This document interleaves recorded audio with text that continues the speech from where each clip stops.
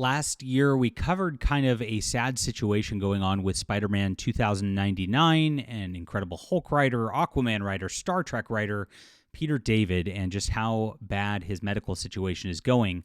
The man is left basically destitute after a long time of terrible health condition problems, and this has gotten worse, unfortunately. So we're going to get into this. They just launched a new GoFundMe, so we're going to highlight that today, and I'll put that in the description below for you as well. Hit the like and subscribe button, everybody, as we talk about all things going on in the culture. Peter David, one of my favorite Star Trek book writers, and that is where I really knew him from. I've, of course, read his entire Spider-Man 2099 run and a bunch of his Incredible Hulk and other works. His Supergirl was amazing as well. And he's written for TV shows like Babylon 5, actually had his own TV show going for a bit. And like one of those things where you just like almost did really well and is a very prolific writer. But the sad part about corporate writing and tie-in writing is you don't own anything. And the contracts they make these people sign are really chew them up and spit them out sort of situations. For a novel, for a tie-in novel, usually you get between $2,000 and $10,000 depending on how seasoned you are and things. And that's it. And then you don't own anything after that. Everything you wrote is owned by the company after that. And you kind of just get left out in the dust. So while he made Spider-Man 2099, Marvel just owns it. And he doesn't necessarily get any royalties off of its uses for anything or anything like that. He's just left out to lunch. And it's very, very sad, especially as these creators get older like this. He's not the only one in this situation. William Messner-Loebs, who did a lot of work for DC Comics, was homeless for a while. I don't know what his situation is now, but he was. And it was a total disaster for a while there. Larry Hama has voiced he doesn't have enough money to retire. He did a lot of work on G.I. Joe and the like. And I cover this because, again, it's not a political thing at this juncture. It's just these companies just really do not treat their talent right. And it needs to be known out there. And it needs to be shown. And we need to do our best as fans to try to actually help out at the same time. So here's what's happening. After months of struggling with medical bills because of Medicaid, he's been denied continued payment for his treatments. He now has a medical bills GoFundMe and a desperate plea for cash. It appears as if corporate work in the arts leaves most beloved creators in the dust, as Peter David's wife has announced she's putting up a new GoFundMe. So here is what she said. She said, "We're starting this up again due to the circumstances beyond our control. The short version is we are swimming in medical debt due to Peter being rejected for Medicaid, which is one of the few things that had been going right. As many of you know, insurance will only pay for so much so far. Once one has used that up, one depends on social services to allow one to live without being homeless and broke. That is what Medicaid has been doing for the last 2 years. As of November, we started our third year of this journey. Overall, it's taken time of frugalness and counting our blessings where we can. Your contributions go towards bills we have and are accruing. This gives Peter and me much peace of mind, and it gives me time to work about other things that need more of my attention.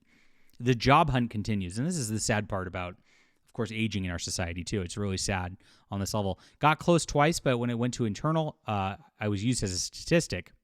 I've also learned new ways to say you are old without saying it. I continue to try to find work I can do. I'm down to 1 day a week at Michael's, and that's at princely $120 I get every 2 weeks. I understand I am grateful for the job. However, it does not pay a living wage even if we work 20 hours a week. Caroline applied for several internships in animation, including Disney and DreamWorks. She's working hard in school and is enjoying animation program at FIT. These past few years of her father's illness have been tough on her, but she's pushing through. Please pass this GoFundMe around so it'll be seen by many eyes. We appreciate those who have recently donated. We appreciate those who are donating for the first time. Peter is floored by the support. I don't think he knows how beloved and admired he is. Thank you." So that's it. Right now, he's had these problems before. The medical bills have been racking up as he's gone through kidney dialysis and a lot of problems for a long, long time. And the long-term disability has dropped him after a while.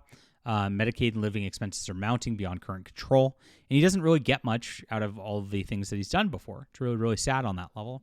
Now, in 2017, he revealed he was in disastrous financial shape.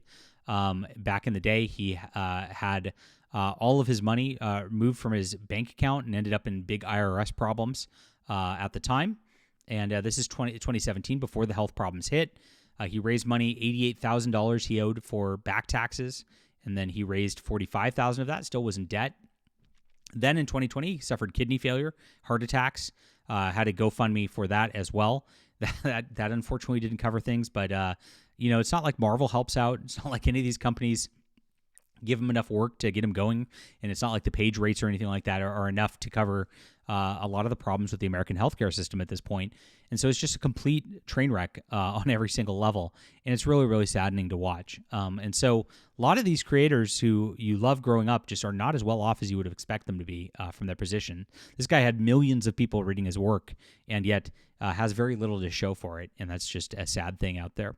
So it was launched by a guy named Graham Murphy. Hi, friends. I'm restarting the fundraiser for Peter David and his family. Peter's health issues continue to be a challenge. He's been in recovery now for 3 years. He is steadily improving even with his kidney disease, minor surgeries, and recent small strokes. On Medicaid, which has been taking his long-term disability, has just dropped him. As a result, medical care and living expenses are mounting beyond his current control. And again, a lot of the system right now is built on health insurance and the like, right? And you can't get health insurance unless you're employed by somebody, and that's always like full-time. That's a trick in the American economy right there. And then the health insurance doesn't always cover everything on the flip side of that. But if you're a freelancer like this, you often don't even have health insurance. There's been periods where I, as a writer, have not had health insurance, and it's been really, really rough, very scary at that level. Unfortunately, I'm younger and haven't had major health problems where it caused any problems. But it can ruin you. You can, if you've seen what an emergency room bill costs, like they'll charge you thousands of dollars just for that, just for showing up if you don't have insurance. And that's what happens. Like, you're on kidney dialysis and things like that. There's not much you can do at this juncture. This is where Peter David's been at for a while. So it's a catch-22. You're stuck. You really can't work because you're sick.